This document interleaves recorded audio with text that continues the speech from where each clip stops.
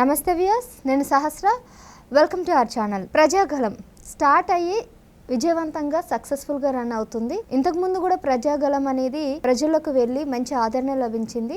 యువగలం పేరు మీద లోకేష్ గారు చేసిన యాత్ర కూడా సక్సెస్ఫుల్గా రన్ అయింది. అయితే మరోవైపు సీఎం జగన్మోహన్ రెడ్డి మేము సిద్ధం అంటూ సభలు ఏర్పాటు చేస్తున్నారు. మరి ఒకవైపు ప్రజాదళం, మరోవైపు మేము సిద్ధం. రెండింటికున్న వ్యత్యాసం ఏంటి? దీనికి ప్రజాదరణ ఉంది, మేము సిద్ధానికి ప్రజాదరణ లేదని అంటున్నారు. ఎందుకని? దాని గురించి పూర్తి వివరాలన్నీ కూడా తెలుసుకునే ప్రయత్నం చేద్దాం. ఏపీ నుంచి ఒక యువకుడు వచ్చాను, ఆయన అడుగుదాం. నమస్తే అండి. నమస్తే అండి. సో ప్రజాగలం అనేది ప్రజల యొక్క నాడి తెలుసుకోవడానికి ప్రజల దగ్గరికి వెళ్తున్నారు చంద్రబాబు నాయుడు గారు అని చెప్తున్నారు. మేము సిద్ధం అనే పేరుతో ప్రజల్లోకి వెళ్ళడానికి ప్రయత్నిస్తున్నారు సీఎం జగన్మోహన్ రెడ్డి మహాసభలు ఏర్పాటు చేసి. ఇన్ని రోజులైతే పరదాల చాటున ఉన్నాడు, ఇప్పుడు మాత్రం బయటికి వస్తున్నాడు. రీసెంట్గా కొన్ని ట్రోలింగ్ కూడా అవుతున్నాయి. మహిళలందరూ కూడా ప్రశ్నించడానికి గొంతు విప్పుతున్నారు. బట్ ఎలా అనిపిస్తుంది మీకు? ఒకటి, ప్రజాగలం మేమంతా సిద్ధం, ఎక్కడా పోలిక లేదు. ప్రజాగలంలో జనం ఉవ్వెత్తున ఎగిసి వస్తూ ఉంటే మండు టెండలో సైతం చంద్రబాబు నాయుడు గారి కోసం చంద్రబాబు నాయుడు గారితో పాటు నిలబడి మాట్లాడుతుంటే వాళ్ళు ఆసక్తిగా వింటూ ఉన్నారు. కానీ మేమంతా సిద్ధంలో అలా లేదు. బస్సు యాత్ర ఏదో హైవేల్లో పెట్టారు, అది ఏదో హైవేల్లో పోతూ ఉంటుంది, ఆడ జనాలు ఉండరు, ఎవరు ఉండరు. మళ్ళీ ఏంటంటే ఆడ ఖాళీ రోడ్లు కనిపిస్తుంటాయి. మళ్ళీ కానీ అవి సాక్షి జనాలుగా అక్కడ ఉండే వాళ్ళు ఖాళీగా కనిపిస్తుంటాయి. కానీ సాక్షిలో మాత్రం జనాలు వస్తుంటారు. వాళ్ళు ఏ టైప్ ఆఫ్ గ్రాఫిక్స్ వాడుతున్నారో తెలియటంలో. మళ్ళీ ఇంకొకటి ఏంటంటే సభల్లో కూడా జగన్మోహన్ రెడ్డి పిచ్చి పిచ్చిగా మాట్లాడుతూ ఉన్నాడు. సబ్జెక్ట్ ఏమన్నా నువ్వు చేసింది ఎందుకు చెప్పుకోలేదు. ఎప్పుడు చూసిన అసత్య కథనాలు, అసత్య ఆరోపణలు చేస్తున్నాడు. ఇన్నేళ్ళు ప్రజల్లో లేకుండా ఒక్కసారిగా ప్రజల్లోకి రావడం, ప్రజలు చెప్పులతో కొడుతున్నారు జగన్మోహన్ రెడ్డి గారిని. ఇక్కడ చంద్రబాబు నాయుడు గారికి జన ప్రవాహం మధ్య సుస్వాగతాలు పలుకుతూ ఉంటే, అదేవిధంగా జగన్మోహన్ రెడ్డికి చెప్పులతో కొట్టి ఆహ్వానాలు పలుకుతూ ఉన్నారు. అంటే ఇక్కడ చూడండి, రేపు ప్రజా తీర్పు ఏ విధంగా ఉండబోతుందనే దానికి క్లారిటీగా మనం దీన్ని చూస్తే అర్థమవుతుంది. ఇక్కడ ఈ ప్రజాగలం అనేది ఎందుకోసం అంటే జగన్మోహన్ రెడ్డి గారి ప్రభుత్వంలో దగాబడిన ఆంధ్రుల కోసం. రేపటి ఆంధ్రప్రదేశ్ రాష్ట్రంలో ప్రజాప్రభుత్వం ఏర్పడిన తర్వాత ప్రజలకు ఏ విధంగా న్యాయం చేస్తాము, ప్రజలకు ఏ విధంగా అందుబాటులో ఉంటాము, ప్రజల్ని ఏ విధంగా అత్యున్నత స్థాయిలోకి తీసుకొని వస్తాం, వాళ్ళ ఉన్నతిలోకి, వాళ్ళ పురోగతి ఏ విధంగా సాధించే విధంగా ప్రభుత్వం సహకరిస్తుందని చెప్పడానికి ప్రజాగలం సభలు ఉపయోగిస్తున్నారు. దీంట్లో ఏంటంటే ముఖ్యంగా రేపు తెలుగుదేశం పార్టీ వచ్చిన తర్వాత ఈ జగన్మోహన్ రెడ్డి గారి ప్రభుత్వంలో ఇప్పుడు మహిళలు నిత్యావసర సరుకుల కానించి గ్యాస్ ఛార్జ్ అన్నీ పెరిగిపోయి ఈరోజు భారం భరించలేకపోతారు. రేపు తెలుగుదేశం ప్రభుత్వం వచ్చిన తర్వాత గ్యాస్ సిలిండర్లు ఉచితంగా ఇస్తూ అని చెప్తూ ఉంది.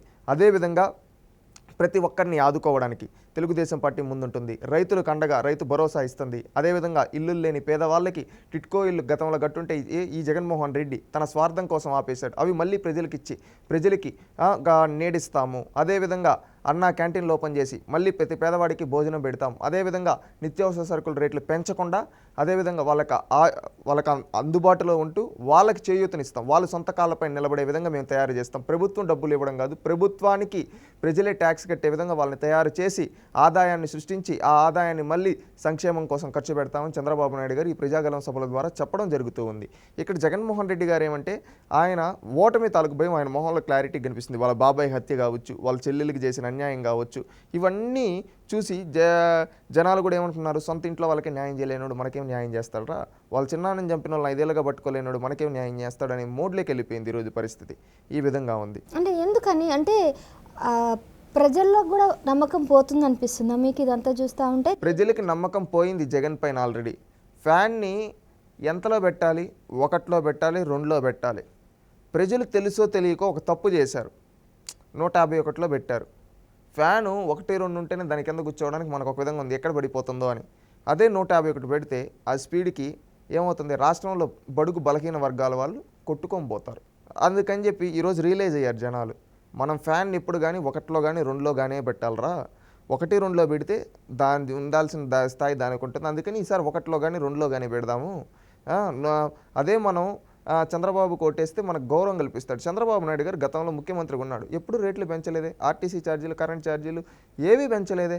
ఈ జగన్మోహన్ రెడ్డి ఎందుకు పెంచుతున్నాడు? చేతగాని పాలకుడు ప్రజలపైన భారాన్ని వేసి ఆ భారాన్ని ద్వారా వచ్చిన ఆదాయాన్ని అతను దోచుకుంటూ మనకు మళ్ళీ తిరిగి తానేదో ఇచ్చేస్తున్నట్టు రూపాయి ఇస్తాడరా.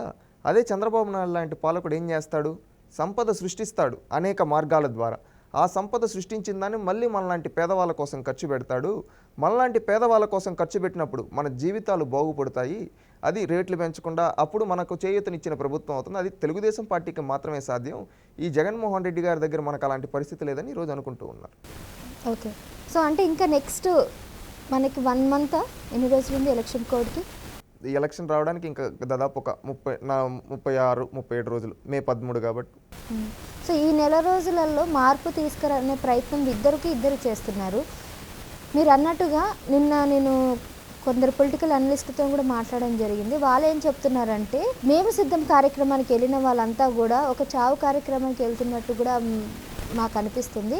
అదే ప్రజాగలంకి వెళ్ళే వాళ్ళు అయితే కనుక ఒక పెళ్ళికి ఒక సంబరానికి వెళ్తున్నట్టు అనిపిస్తుంది, అంత వ్యత్యాసంగా అనిపిస్తుంది అని చెప్తా ఉన్నారు. ఎందుకంటే అక్కడ విజువల్స్ కూడా మీరు చూస్తే జనాలు వెళ్ళిపోతూ ఉన్నారు. అసలు వాళ్ళని వెళ్ళకుండా ఆపడానికి చాలా ప్రయత్నాలు కూడా చేస్తున్నారంట. ఇదంతా నిజమేనా? అయి ఉండొచ్చు.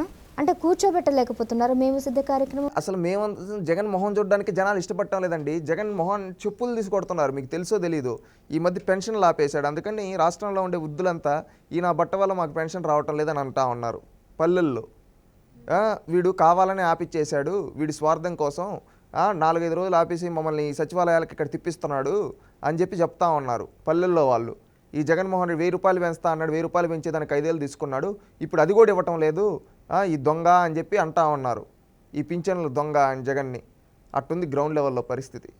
ఓకే అండి, ఇది వ్యత్యాసం. నక్కకి నాగలోకానికి ఉన్నంత వ్యత్యాసం కనిపిస్తుంది మేము సిద్ధానికి కానీ ప్రజాగలంకానికి. సో ప్రజలు ఒకవైపు ఎండలో అయినా కానీ నిలబడి చంద్రబాబు నాయుడు గారు చెప్పేది వినడానికి సిద్ధంగా ఉన్నారు. కానీ మేము సిద్ధం కార్యక్రమానికి వెళ్ళడానికే వాళ్ళు ఎంత బలవంతంగా తీసుకెళ్ళి కూర్చోపెట్టినా కూడా ఉండలేని పరిస్థితి అయితే ఇక్కడ కనిపిస్తూ ఉంది. థ్యాంక్ యూ అండి.